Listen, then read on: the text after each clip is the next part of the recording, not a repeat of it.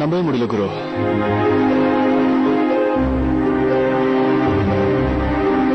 என்ன புரிஞ்சுக்க முடியல. அண்ணா எனக்கு இதுல என்ன சொல்றதுன்னு ஒண்ணும் புரியலண்ணா. நம்ம நல்லா சொல்றதுல உண்மை இருக்குமோ? அப்படி ஒருவேளை அவ சொல்றது மட்டும் உண்மையா இருந்தா இந்த மொத்த ஆதாரங்களும் பொய் ஆயிடும்டா. நான் பப்ளிஷ் பண்ணது தப்பாயிடும். நீங்க கதையை வேற மாதிரி போகுது. இல்ல குரு, எனக்கு தெரியும் இந்த ஆதாரங்களா கண்டிப்பா தப்பா இருக்காது. இந்த ப்ரூஃப்ஸ் எல்லாம் நான் உலகத்துக்கே தெரியப்படுத்திருக்கேன். அந்த கமிட்டி மொத்த டீடைல்ஸ் இன்வெஸ்டிகேட் வேற பண்ணிருக்காங்க. கண்டிப்பா இது தப்பா போக சான்ஸ் இல்ல. அப்போ நம்ம தன்யா தான் போய் சொல்றான்னு சொல்ல வரீங்களா? டேய், தன்யா போய் சொல்றான்னு நான் எப்ப சொன்னேன்? அது சின்ன குழந்தை, அவளுக்கு என்ன தெரியும்?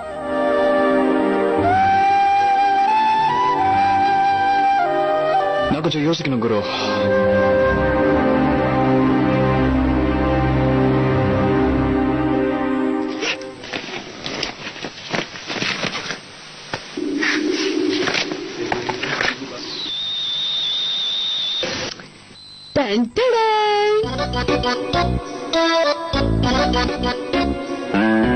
எப்படி இருக்கு? ஐயோ, ரொம்ப சூப்பரா இருக்கு. பார்க்கவே பளபளன்னு ரொம்ப அழகா இருக்கு. அந்த பழைய துணியை இப்படி மாத்துவேன்னு நீ நினைக்கவே இல்லைல்ல? சத்தியமா நினைக்கல. இங்க பாத்தீங்களா, நீங்க தெரிஞ்சோ தெரியாமலோ எங்க ரூமுக்கு ஏத்த மாதிரி தைச்சிருக்கீங்க. நான் போட்டு பாத்துட்டு வரேன். ஓ பார்வதி தேவி,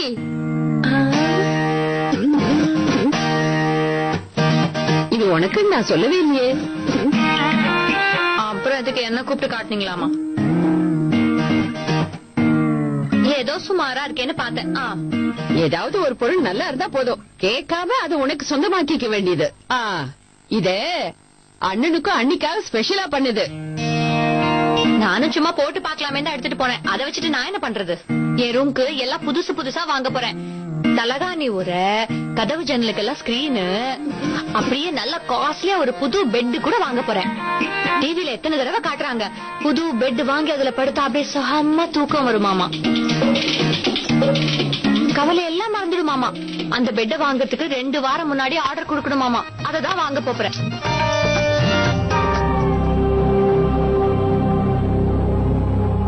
அம்மா, தன்யாவோட ஸ்கூல்ல காம்படிஷன்ஸ் வருது. சான்ஸ்கிரிட் ஸ்லோகம் competition, dance, fancy dress competition கூட இருக்கு. ஃபேன்சி ட்ரெஸ்னாலே தன்யாக்கு எப்பவுமே ரொம்ப பிடிக்கும்.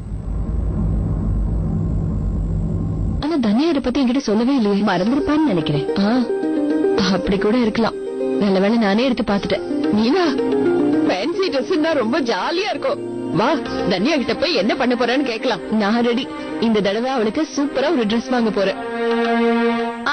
நல்லதா பாத்து வாங்குங்க. ஸ்கூலுக்கு ஃபீஸ் கட்டுறதுக்கே பணம் இல்லையாமா. இதுல இது ஒண்ணுதான் குறை. பண்ணுங்க பண்ணுங்க, உங்க இஷ்டத்துக்கு பண்ணுங்க. ராஜு அப்பா இந்த வாட்டி தெளிவா சொல்லிட்டாரு. இந்த வாட்டி வர சம்பளம் முழுக்க ராஜுவோட சிஏ ஃபீஸ் கட்ட தான் கொடுக்க போறாராம். பாவம் சஞ்சய், ராஜுவோட படிப்புக்காக அவனால பணத்தை ரெடி பண்ண முடியல.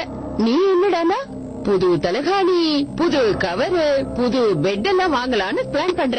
அதுவும் காஸ்ட்லியா வேற. விடுங்கக்கா.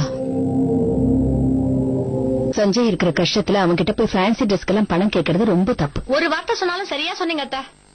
ரேணு, அதான் அக்கா இருக்காங்கல்ல, அவங்களே தனியாக்காக ஒரு ட்ரெஸ் ரெடி பண்ணிடுவாங்க. சரிதானே? கண்டிப்பா நீ. நான் என்னோட தன்யா குட்டிக்காக சூப்பர் ட்ரெஸ் ரெடி பண்ண போறேன். எல்லாரும் பார்த்து அசர போறாங்க. வா மீனா, போய் துணியை பார்க்கலாம். வா போங்க போங்க, போய் வேலைய பாருங்க. புது ட்ரெஸ். ஆமா,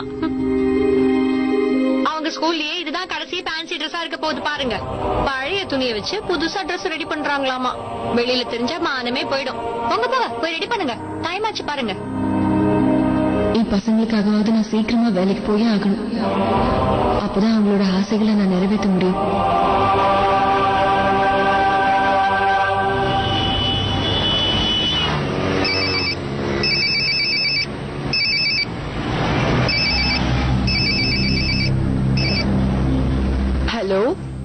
பிரேமா, எப்படி இருக்க? நான் நல்லா இருக்கேன். நீ எப்படி இருக்க? Actually I am sorry. அந்த கேஸ் விஷயம் எனக்கு கொஞ்ச நாள் முன்னாடி தான் தெரிஞ்சது Meena. I am really very sorry. ஒரு சின்ன ப்ராப்ளம், அதனாலதான் உனக்கு கால் கூட பண்ண முடியல. அதெல்லாம் ஒன்றும் பிரச்சனை இல்லை. நீ எதுக்காக இப்படி வருத்தப்படுற? தப்பு பண்ணவங்க தான் வருத்தப்படணும். இந்த தப்பான நியூஸ் போட்டவங்க வருத்தப்படணும். And it's okay. நீ அன்னைக்கு நான் வேலைக்கு போனா நல்லா இருக்கும்னு சொன்னேன்ல, நானும் டிசைட் பண்ணிட்டேன். நான் வேலைக்கு போலாங்கிற முடிவுல இருக்கேன். சொன்னா நம்ப மாட்டேன். வீட்லயும் எல்லாரும் ஒத்துக்கிட்டாங்க. அதனாலதான். அப்படியா? Very good. நீ இனிமே கவலைப்பட வேண்டாம். எனக்கு தெரிஞ்சவங்க கிட்ட எல்லாம் சொல்லி வைக்கிறேன். எனக்கு நல்ல கான்டாக்ட்ஸ் இருக்கு. உனக்கு ஏத்த மாதிரி ஒரு வேலை கிடைச்ச உடனே நானே உனக்கு கால் பண்றேன் Meena. Okay? Okay Prema. Thank you. Bye. Bye.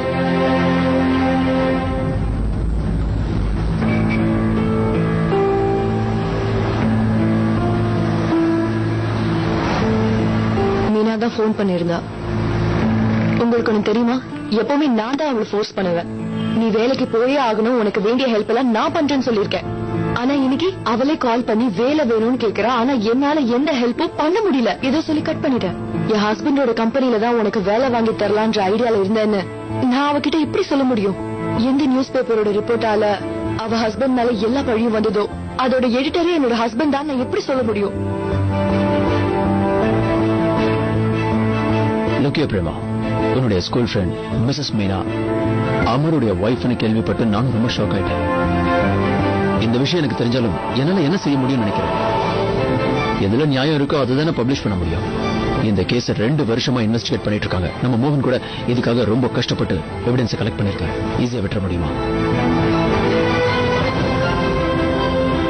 I'm sorry Prema, but நான் என்னுடைய டியூட்டியை பண்ணித்தானே. And my lovable wife, don't worry. Everything will be all right.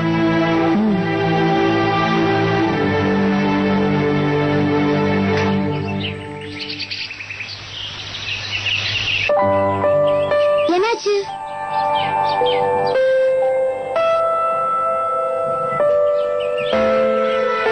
என்னாச்சுன்னு கேக்குறேன்ல.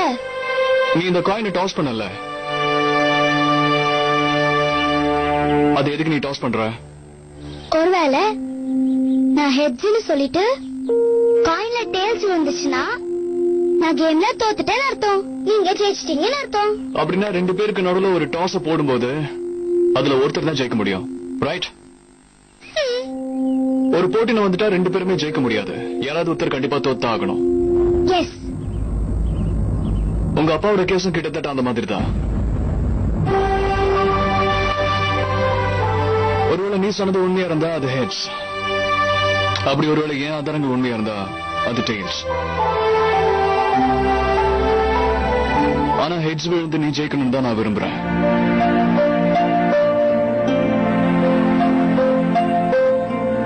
அப்ப கேம்ல நீங்க தோத்துருவீங்களே.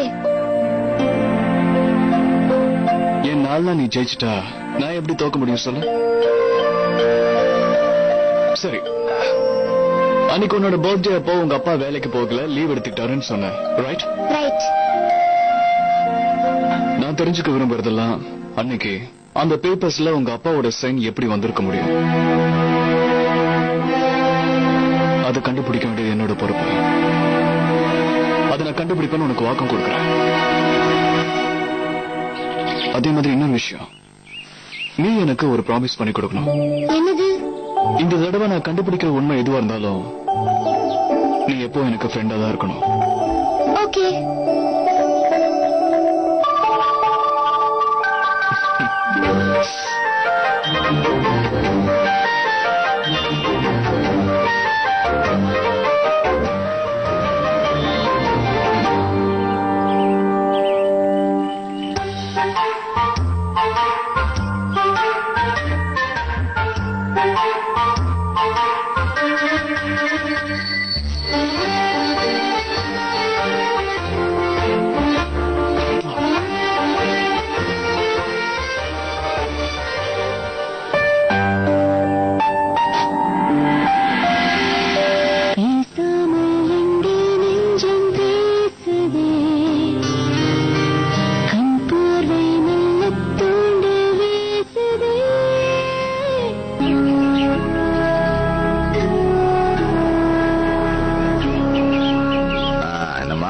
போறீங்களா வெளியா?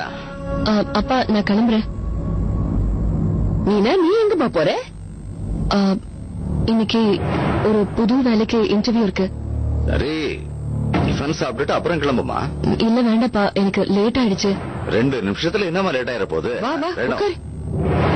முதல்ல மீனாவுக்கு டிஃபன் வச்சு கொடுமா.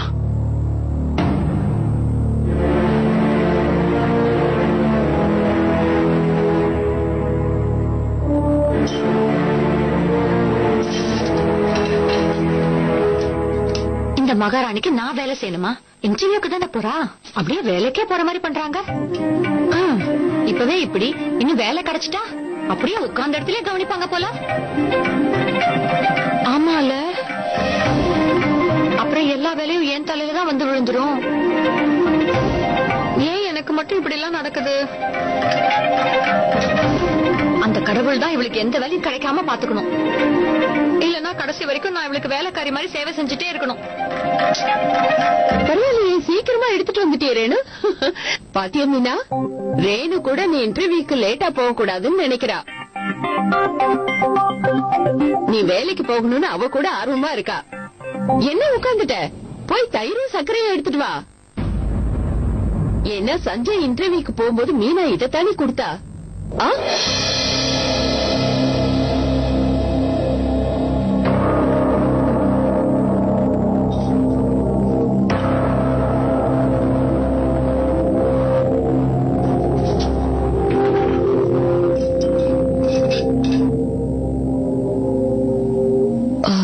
சரிப்பா, நான் கிளம்புறேன்.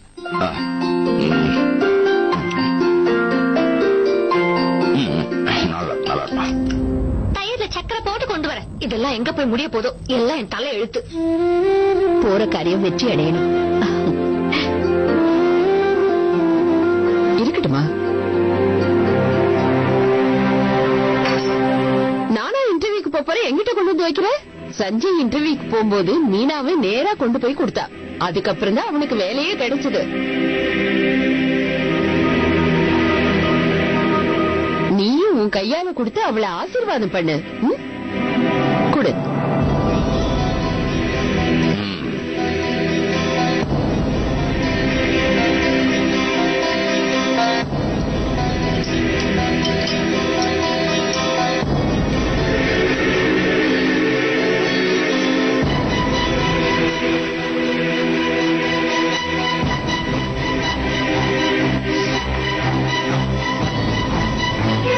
ராஜு, 6 மாசத்துக்கு பணம் வேணும், அது வேணும், என்கிட்ட வந்து நிக்க கூடாதுன்னு அப்பா சொன்னார்ல, அத மறந்துடாத. சொந்த பிள்ளைக்கு ஒண்ணும் பண்ண முடியாம அவர் கஷ்டப்படுறாரு. இதெல்லாம் மத்தவங்க புரிஞ்சுக்காம உயிர் எடுக்கிறாங்க. என்ன சொன்னாலும் புரிய போறது இல்ல. அட, நீயே நின்னுட்டு இருக்க, கிளம்பு.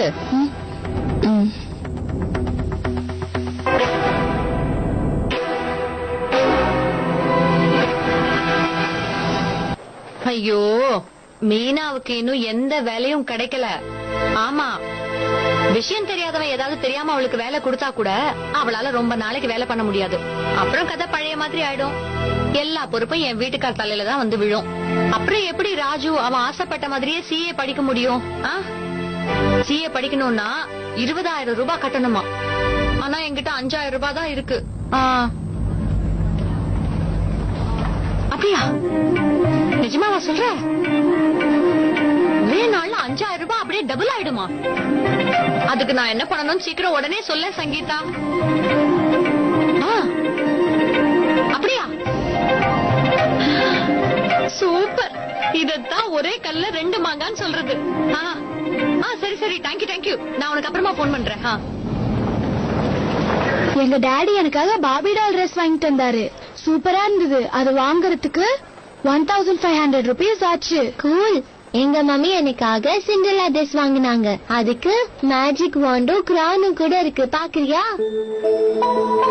எங்க மம்மி இத நான் போட்டுக்கிட்டா ரொம்ப பியூட்டிஃபுல்லா இருப்பேன்னு சொன்னாங்க, பாருங்க. வாவ், ரொம்ப பியூட்டிஃபுல்லா இருக்க. ஏய் தன்யா, நீ என்ன போட போற? தெரியல, இந்த இயர் நான் இதுல பார்ட்டிசிபேட் பண்ணுவேன்னு தெரியல. பேசாமல் எங்கே நெஞ்சம்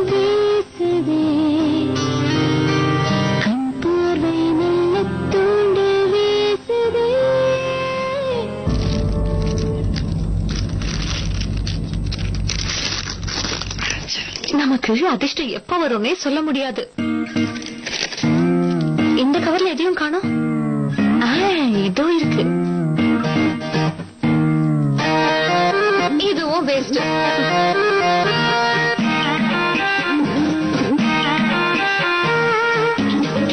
ஒரு விஷயம் உன்கிட்ட சொல்றேன், ட்ரெஸ் எல்லாம் புதுசு மாதிரி மாத்திர சக்தி உன்கிட்ட இல்ல. அட்லீஸ்ட் என் விதையாவது கொஞ்சம் மாத்த ப்ளீஸ் ப்ளீஸ்.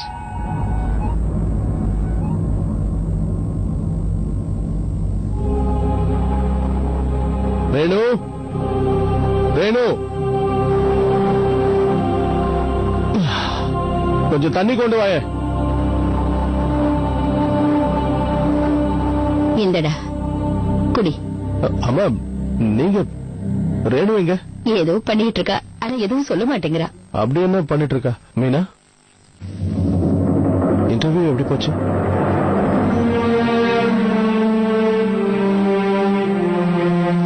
ஒரு நிமிஷம் இருங்க, நான் போய் உங்களுக்கு டீ போட்டு கொண்டு வரேன். இல்ல வேண்டாம் மீனா.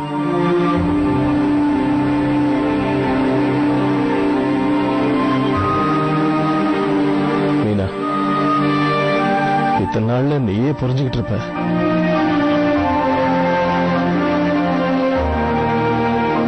என்னோட வார்த்தைகள் கடுமையா இருக்கும். தயவு செஞ்சு நீ அதை தப்பா எடுத்துக்காத. நான் இருக்கிற வரைக்கும் நீ எதுக்கும் கவலைப்பட வேண்டிய அவசியமே இல்லை. அத்து தன்யாவோட ஸ்கூல் ஃபீஸ் கட்டியாச்சா? இன்னும் கட்டல. நான் கையில எதுவும் பணம் இல்ல. பணம் இல்லையா? என்ன சொல்ற? நான் ரேணு கிட்ட கொடுத்துட்டு போனேனே. இல்லையே, ரேணு பணம் எதுவும் எங்ககிட்ட கொடுக்கலையே. கொடுக்கலையா? இல்ல. ரேணு, ரேணு, நான் உங்ககிட்ட கொடுத்த அந்த பணம், இதெல்லாம் வச்சு என்ன பண்ணிட்டு இருக்க? இத்தனை பவுடர் பாக்கெட்ஸ் வாங்கியிருக்க? உங்களால பண்ண முடியாதத நான் பண்ணி காட்டுறேன் பாருங்க. ராஜுவோட சிஏக்கு வேண்டிய ஃபீஸ நான் ரெடி பண்றேன், பாத்துட்டே இருங்க. இல்ல இல்ல ரேணு, பணத்துக்காக நீ அக்கம் பக்கத்துல இருக்கிறவங்க துணியெல்லாம் துவைக்க போறியா என்ன? வேண்டாம் வேண்டாம் ப்ளீஸ். நான் ஏன் மத்தவங்க துணியெல்லாம் துவைக்கணும்? அப்புறம் எதுக்கு இதெல்லாம்? அண்ணி, இந்த வாஷிங் பவுடருக்கு ஏதாவது ஏஜென்சி மாதிரி எடுத்திருக்கீங்களா? இங்க பாருங்க, வீட்டுல எல்லாருக்கும் தெரிஞ்சா ரொம்ப பொறாமப்படுவாங்க. என் பிளான பத்தி தயவு செஞ்சு யாருக்கிட்டையும் எதுவும் சொல்லிடாதீங்க. இன்னுமா உங்களுக்கு புரியல? பணத்துக்காக நான் பெருசா இன்வெஸ்ட்மெண்ட் பண்ணிருக்கேன். என்ன தெரியுமா, இதுல ஏதோ ஒரு பாக்கெட்ல தான் நமக்கு அதிர்ஷ்டம் காத்துக்கிட்டு இருக்கு. தங்க காசு உள்ள இருக்குமா? இன்னைக்கு தங்கம் என்ன விலை வைக்குதுன்னு உங்களுக்கு தெரியும்ல. அது மட்டும் கிடைச்சிருச்சு, என் பிளான் சக்சஸ். கிடைக்கிற தங்கத்துல 30,000 கிடைச்சாலும் கிடைக்கும். உண்மையதான் சொல்றேன். கொஞ்சம் யோசிச்சு பாருங்க. வெறும் 5,000 போட்டு நம்ம பல ஆயிரம் ரூபாய் லாபம் பார்க்க போறோம். நான் புத்திசாலி தானே, எவ்வளவு பெரிய ஐடியா பண்ணிருக்கேன். கடவுளே, நான் என் ஃப்ரெண்டு கிட்ட கடன் வாங்கிட்டு வந்த அந்த 5,000 ரூபாவை கொடுத்து இந்த பவுடர் பாக்கெட்ஸ் வாங்கி வச்சிருக்கியா? ஆமா, தங்க காசு மட்டும் கிடைச்சிருச்சு. நம்ம போட்டதை விட எவ்வளவு காசு நமக்கு கிடைக்கும். கிடைச்சதா? தங்க காசு கிடைச்சதா? இத்தனை பாக்கெட்ஸ்ல இருந்து கிடைக்காத காசு மீதி இருக்கிற அந்த பாக்கெட்ஸ்ல இருந்து கிடைக்கும் நினைக்கிறியா? அத்துவுக்கும் தனியாவுக்கும் ஃபீஸ் கட்ட வச்சிருந்த பணம் நாசமா போச்சு. அந்த பணத்தை நான் கடனா வேற வாங்கிட்டு வந்தேன்.